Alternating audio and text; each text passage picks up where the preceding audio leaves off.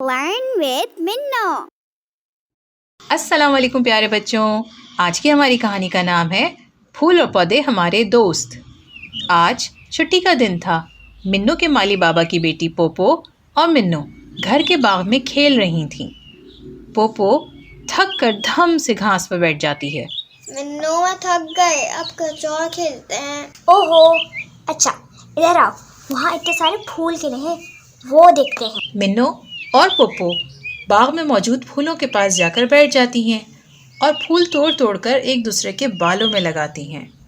منو اور پوپو پھول توڑنے میں اس قدر مصروف ہوتی ہیں کہ وہاں پیچھے سے فاطمہ آ جاتی ہے اور ان دونوں کو پتہ ہی نہیں چلتا۔ یہ آپ دونوں پھولوں کے پاس بیٹھی کیا کر رہی ہیں؟ منو جھٹ سے بولتی۔ کچھ بھی نہیں۔ پوپو کچھ چھپاتے ہوئے بڑی معصومیت سے بولتی ہے۔ ہم پھول تو نہیں توڑ رہے۔ منو پوپو کی اس بے وقوفی پر اسے غصے سے دیکھتی ہے اور اسے چپ ہو جانے کا اشارہ کرتی ہے۔ فاطمہ کو پوپو کی یہ بات سن کر بہت غصہ آتا ہے اور وہ اپنی بڑی بڑی آنکھوں سے دونوں کو گھور کر دیکھتی ہے۔ دونوں جلدی سے معصوم شکل بنا لیتی ہیں۔ آپ دونوں اللہ پاک کی بنائی ہوئی چیزوں کو اس طرح خراب کر رہی ہیں۔ یہ بھی جاندار ہوتے ہیں۔ جاندار مطلب؟ جاندار مطلب وہ چیزیں جو سانس لیں، جیسے انسان، جانور، پرندے اور پودے، یہ سب جاندار ہوتے ہیں۔ پودے کیسے سانس لیتے ہیں؟ میری ٹیچر نے بتایا تھا کہ پودے بھی ہماری طرح سانس لیتے ہیں اور ان کو زندہ رہنے کے لیے ہوا، پانی، سورج کی روشنی اور مٹی کی ضرورت ہوتی ہے، اور اگر پودوں کو یہ چیزیں نہ ملیں تو وہ مر جاتے ہیں۔ پوپو فاطمہ کی اس بات سے ڈر جاتی ہے اور کہتی ہے، ہم ان پھولوں کو واپس مٹی میں ڈال دیتے ہیں، پھر تو یہ نہیں مریں گے نا؟ اب تو آپ دونوں نے پھول توڑ دیے نا، اب تو وہ خراب ہو گئے۔ آئندہ خیال رکھنا، یہ سب چیزیں اللہ پاک کی بنائی ہوئی ہیں اور ان کا خیال رکھنا ہماری ذمہ داری ہے۔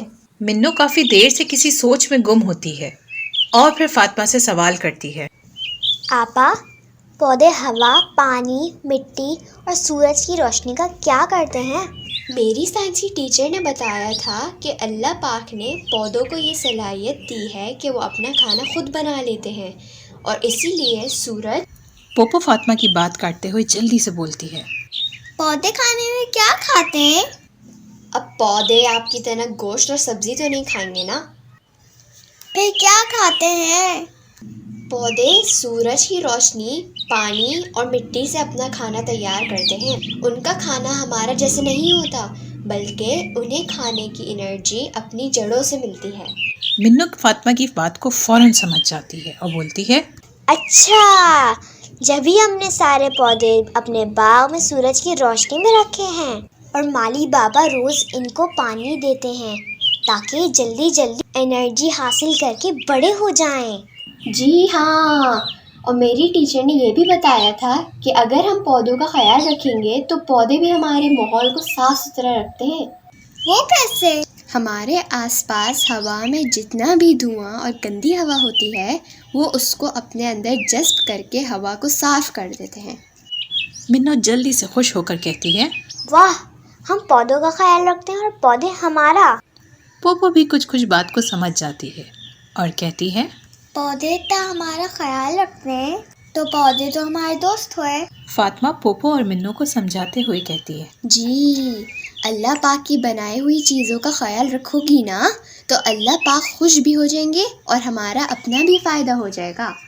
پیارے بچوں، منو اور پوپو تو سمجھ گئی ہیں کہ اللہ پاک کی دی ہوئی نعمتوں کا ہمیں ہمیشہ بہت خیال رکھنا چاہیے، کیونکہ اللہ پاک نے اس دنیا میں کوئی چیز بھی بیکار نہیں بنائی۔ اب جب ہمیں اتنی پیاری دنیا اللہ پاک نے دی ہے تو اس کی حفاظت کرنا اور اس کا خیال رکھنا ہمارا فرض ہے۔ اور بچوں، آپ جانتے ہیں ہماری اس بات سے اللہ پاک ہم سے خوش ہو کر ہمیں اور بہت ساری نعمتیں عطا فرمائیں گے۔ Learn with Minno.